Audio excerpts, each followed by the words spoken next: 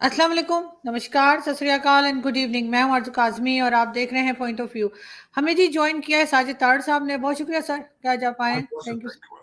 Sir. इस वक्त आप आए हैं, उससे कुछ देर पहले ही जो है वो बताया जा रहा है कि ईरान ने कोई अटैक किया है पाकिस्तान में और मिसाइल अटैक बताया जा रहा है। कई जर्नलिस्ट जिसमें तलत हुसैन साहब भी हैं, उनका कहना है कि जी मिसाइल का जवाब मिसाइल होना चाहिए। तो इससे लग तो यही रहा है कि वाकई में ऐसा कुछ हुआ है, क्योंकि पाकिस्तानी जो जर्नलिस्ट हैं वो भी यही बता रहे हैं उस पे सोशल मीडिया पर।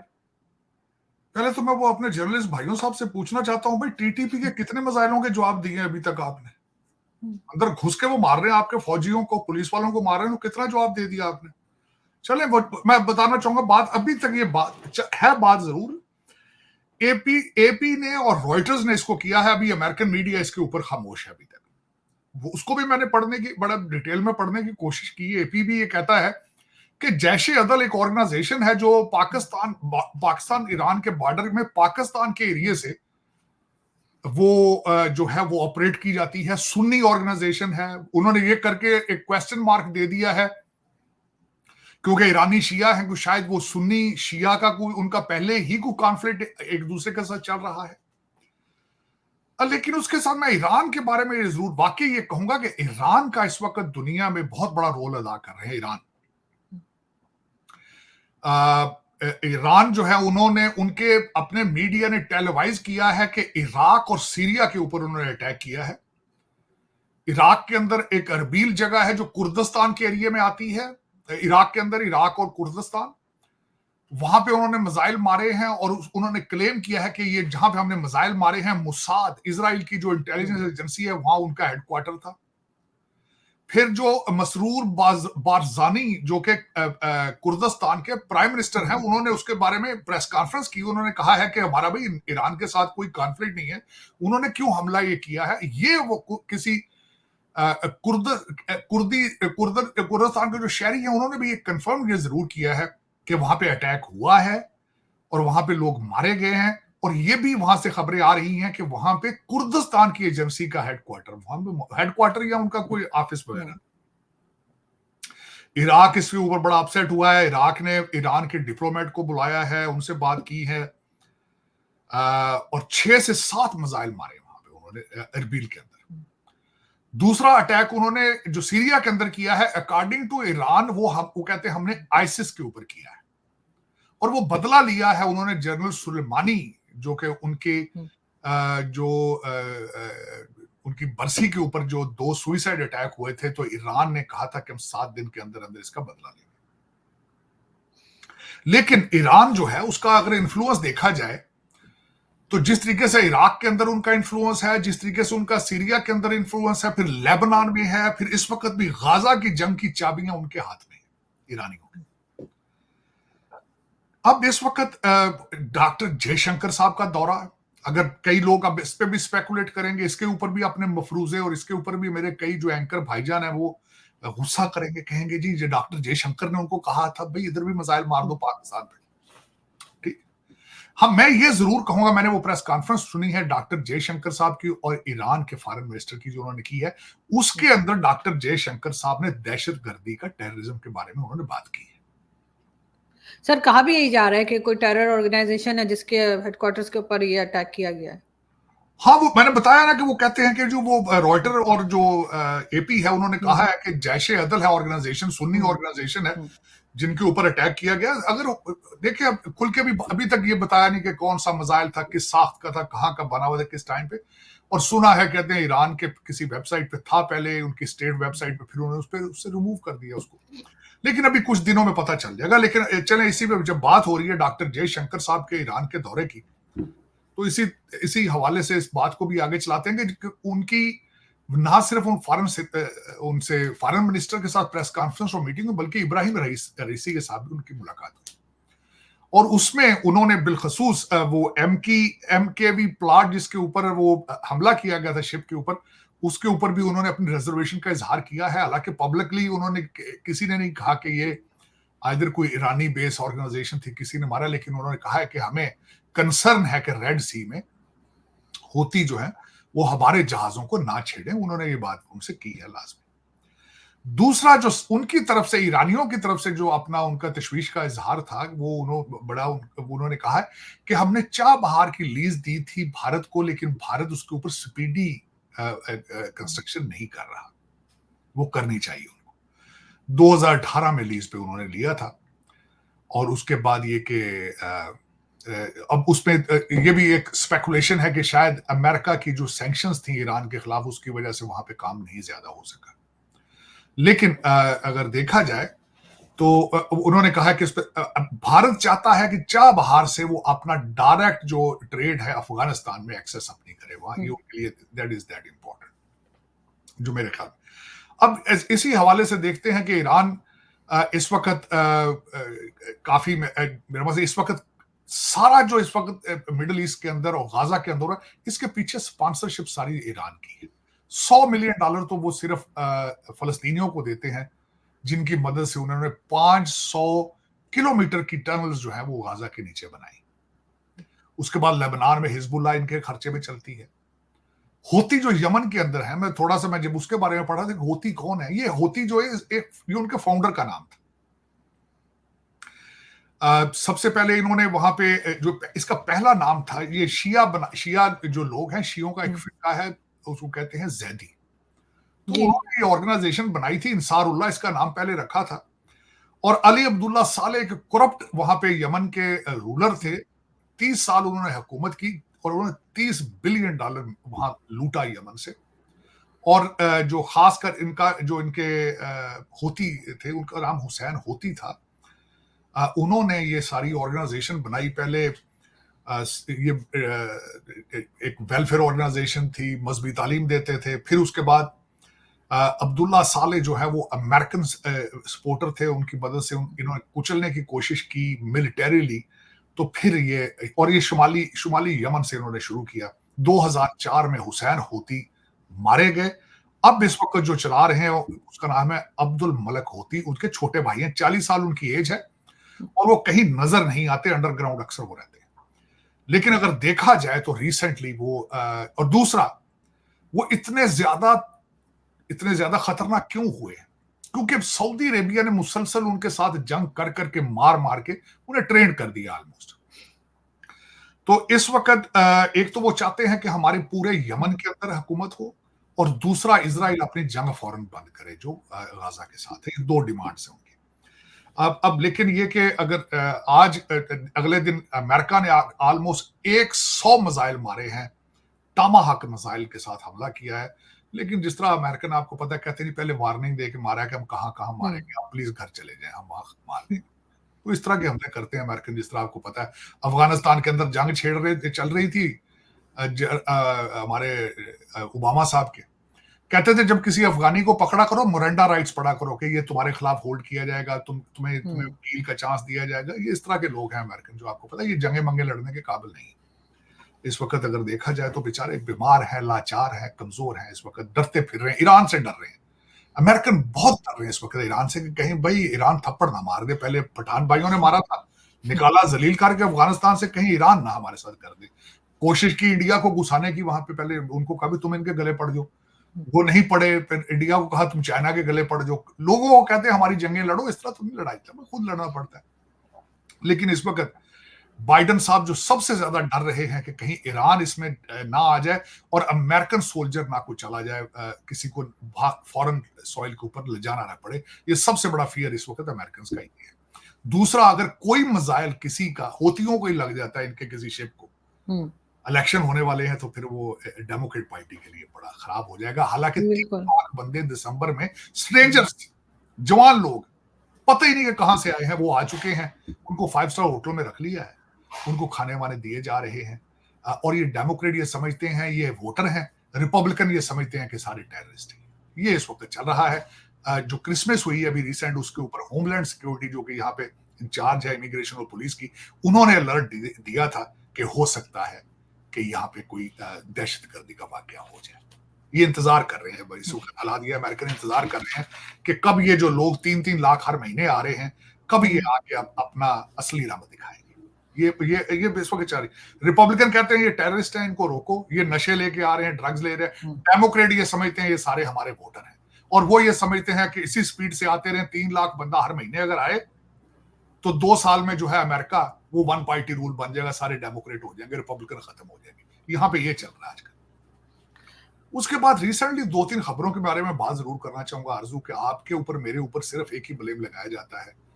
ये जो कई लौंडे लपाड़े हैं वो कहते हैं भाई जरा मोदी जी की बात करें कि यार उनसे कुछ सीख लो, भारत तरक्कियों पे उनसे कुछ सीख लो, तो कहते हैं ये रा के एजेंट है, ये भारत के एजेंट। मैंने अब सोचा है कि थोड़ा सा इनको और भी आसपास की खबरें बताऊं ताकि शायद ये इनको को हया आ जाए। बिल्कुल।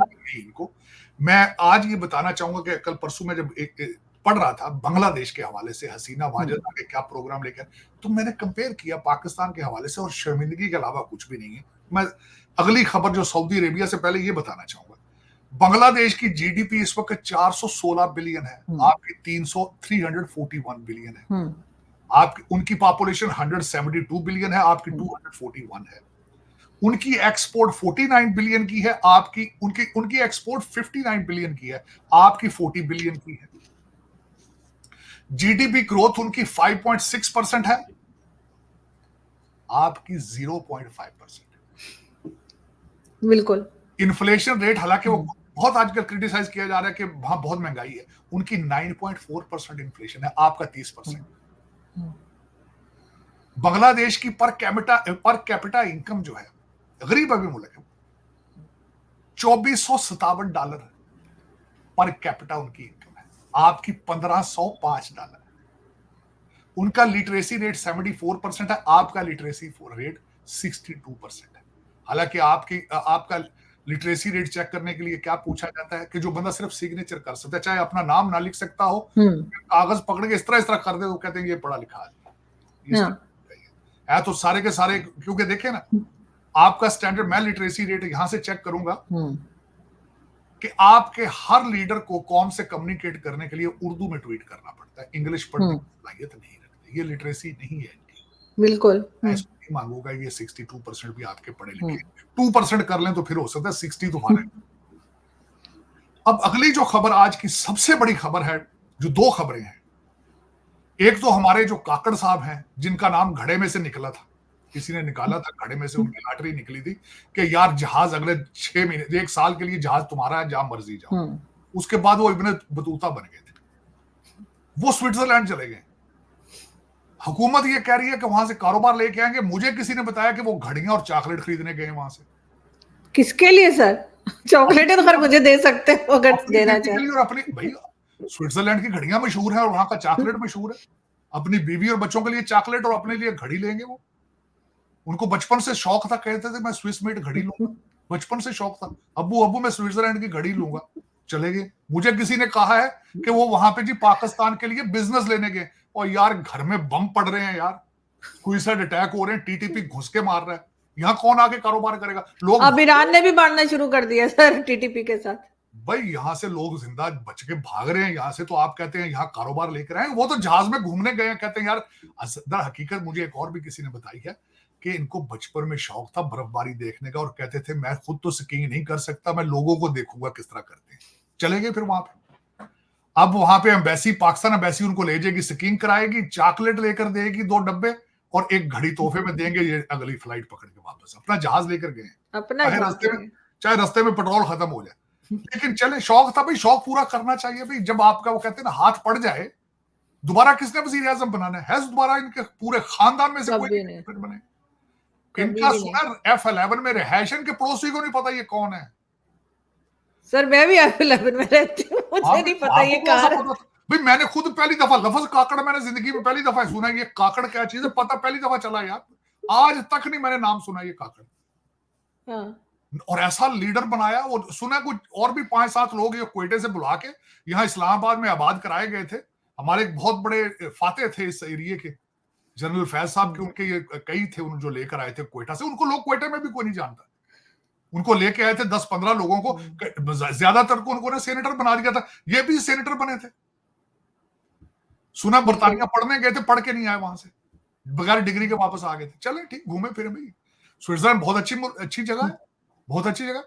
वो पानी शानी की 2 बोतलें भी वहां से ले आए, बड़ा अच्छी जगह ले गए घूमने। भाई अगर आपका हाथ पड़ता हो जाना चाहिए, दुबई चले जाए, रास्ते में दुबई में रुकेंगे, वहां शॉपिंग वगैरह करेंगे बच्चों के लिए, चॉकलेट और घड़ियां लेने गए हैं वहां से, और कुछ नहीं लाएंगे।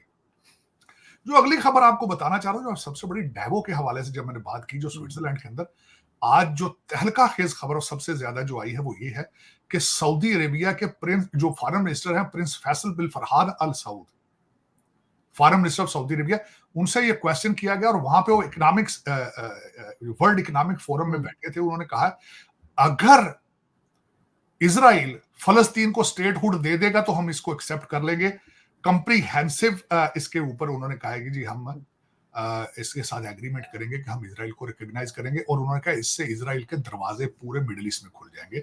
वजह यह है कि इसकी पहले भी यूएई, बहरीन और मोरक्को सऊदी अरेबिया के कहने के ऊपर वो रिकॉग्नाइज इनको कर चुके हैं according to the Ibrahim accord.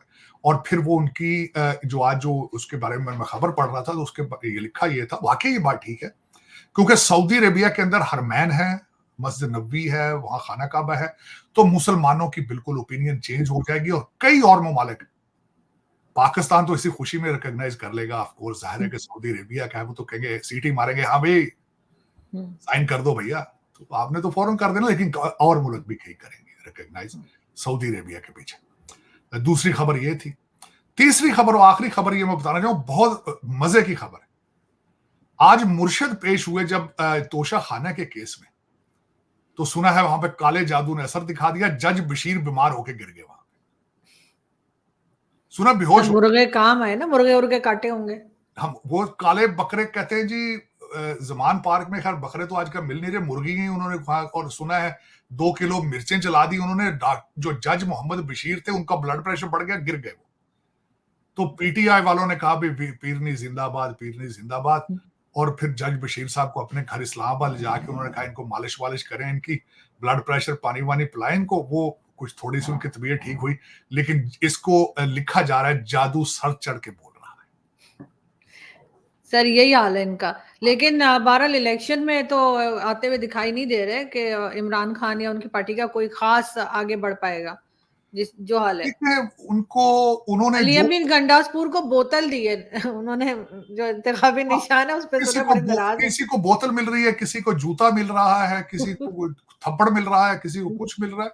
फिर ऐसे ही होना होता है। फिर देखिए ना, जब आप अपनी औकात से बढ़ के चीजें करें, ये फिर समझते थे ना मेरा मकसद कि हम आगे, हमें रोकने, हम बहुत ताकतवर हो चुके हैं। तो स्टेट होती है मेरे ख्याल में, नहीं करना चाहिए था। और दूसरे कुछ लोग अंदर से भी कमजोर थे, इनको ये बताया जाता था कि एस्टेब्लिशमेंट के अंदर फूट पड़ चुकी है, ये इनको अंदर से ये इंफॉर्मेशन। और फिर जो हमारे भाईजान बैठे हुए थे, कोर कमांडर लाहौर भी, उन्होंने वो भी तो कहते थे ना, अंदर आने तो चाय बुलाओ, अपने लोग आए हैं भाई। उन्होंने, उनकी स्टेटमेंट भी तो यही थी। तो फिर उसका रिजल्ट यही है। वो तो खैर बाइज्जत तौर पे कहीं टोरंटो पहुंच चुके होंगे या इंग्लैंड रहते होंगे, जो कोर कमांडर हैं। उसके खिलाफ भी चाहिए था कि एक्शन लिया जाता, उनको भी एक इबरत का निशान बनाना चाहिए था। जिनकी पतलून जो है बाहर लहरा रहे थे लोग, उन्होंने पतलून पेश की थी, तभी वो बाहर उन्होंने बताया था। और मुझे अभी याद है कि मेरे मुर्शद का जो भांजा था, वो बाहर मजाक उड़ा रहा था कि इसकी वेस्ट 52 है, कोर कमांडर। बिल्कुल। तो फिर पता नहीं कि एस्टेब्लिशमेंट उसको किस तरह बर्दाश्त कर गई कि उस कोर कमांडर को, जो भाईजान ने अपनी लॉन्ड्री भी उनके सामने रख दी कि ये मेरे कपड़े ले जाओ यार, बाहर दिखाओ लोगों को कि मेरी वेस्ट कितने। नहीं सर, पकड़ा था उनको, काफी दिन तो वो गायब रहे, इधर उधर छुपते रहे, बाद में पकड़े गए। नहीं, लेकिन रवाज है, ये रवाज है कि वो अपने लोगों को कुछ नहीं कहते। वो उनको फिर मेरे जैसे लोग यहाँ वॉशिंगटन डीसी में देखते हैं या टोरंटो में मिलते हैं, और वो 5-5 मिलियन के घरों में रह रहे होते हैं। ये पाकिस्तान का ये रवाज है, और इसी वजह से पाकिस्तान आज तबाह बर्बाद हो चुका है, दुख के साथ। जो कि मेरी मादरे मिल्लत है, बिल्कुल मेरी मादरे मिल्लत है। मैं ये नहीं कहूंगा कि वो, मैं वहां पैदा हुआ, मैं I was born Pakistani, I will die Pakistani. लेकिन उसको जो 76 साल से जिस तरह के लोग लूट रहे हैं, लूट के जब मेरी मुलाकात उनसे होती है तो ठंडे माहौलों में वॉशिंगटन डीसी में होती है या टोरंटो में होती है, दुख ये। बिल्कुल ऐसा ही। लेकिन सर हमने जंगों की बात भी करनी थी, आपने कहा था कि तो मैं आपको पता है, फॉरेन पॉलिसी मैगजीन है वो अमेरिका में, बड़ा रिस्पेक्टेबल है। उन्होंने बिलखसूस एक खबर ये बनाई थी, आरजू के दुनिया के अंदर 2024 में 10 बड़ी जंगें जो इस वक्त कॉन्फ्लिक्ट जो कहा जा सकता है, उन पे नजर रखनी चाहिए, पढ़नी चाहिए, बल्कि हम टाइम टू टाइम इस पे करते भी रहेंगे। मैं उन 10 जल्दी उन 10 कॉन्फ्लिक्ट इश्यूज के बारे में बात करना चाहूंगा। जो कि आप कुछ को कह लें सर्द जंगें हैं, कोल्ड वॉर्स हैं, कुछ लाइव कॉन्फ्लिक्ट्स हैं। सबसे पहले उन्होंने गाजा की बात की है, दूसरे नंबर पे उन्होंने मिडल ईस्ट, जिस तरह के हम मुसलसल देख रहे हैं कि मिडल ईस्ट के अंदर इराक और सीरिया हालत जंग में ही रहते हैं सारा साल। तीसरा कॉन्फ्लिक्ट उन्होंने बताया सूडान के अंदर, आपको पता है 2 फौजी जर्नैल आपस में लड़ रहे हैं पावर में। चौथा यूक्रेन का आपने हालात देख रहे हैं वहां पे जो चल। पांचवा म्यांमार के बारे में उन्होंने बताया जहां पे मुसलसल मुसलमानों की नस्लकुशी हो रही है। छठी जो है इथियोपिया की बात की है, जो इथियोपिया इस वक्त इरिथ्रिया के साथ उनका पानी का तनाजा चल रहा है। सातवीं नाइजीरिया साहिल जगह है जहां के ऊपर आपने अगले दिन भी देखा होगा कि क्रिश्चियन और मुसलमानों के दरमियान 80 से ज्यादा लोग मारे जा चुके हैं। फिर हेटी के अंदर ऑलवेज अनरेस्ट चल रही है, पता नहीं क्या बात है, वहां भी गुर्बत के हालात खराब हैं। नवा इशू उन्होंने आर्मीनिया और अजरबैजान का बताया है। और 10वां उन्होंने कहा कि अमेरिका और चाइना, जो कि ताइवान और हम एक कोल्ड वार शुरू हो चुकी है दोनों के दरमियान, ये 10 जगह जो है ये देखने से इन पे नजर रखनी चाहिए, पढ़ना चाहिए इनके बारे में। This is what is going on. बिल्कुल ऐसा ही है, लेकिन सर हमें तो अब इस वक्त फिक्र है वो ईरान वाले जो अटैक की, और उसमें देखते हैं कि आगे जैसे जैसे न्यूज़ अपडेट आएंगी हम बिल्कुल आपसे कांटेक्ट करेंगे और उस पर बात करेंगे, क्योंकि हर तरफ इस वक्त यही शोर है। मुझे कई मेरे इंडियन जर्नलिस्ट फ्रेंड्स जो हैं उनके भी मैसेजेस आए हैं और वो भी पूछ रहे हैं। तो हम देखते हैं कि इसके ऊपर मजीद क्या आगे जो है वो बात बढ़ती है। पाकिस्तान एजेंसी या पाकिस्तान की तरफ से तो फिलहाल खामोशी है।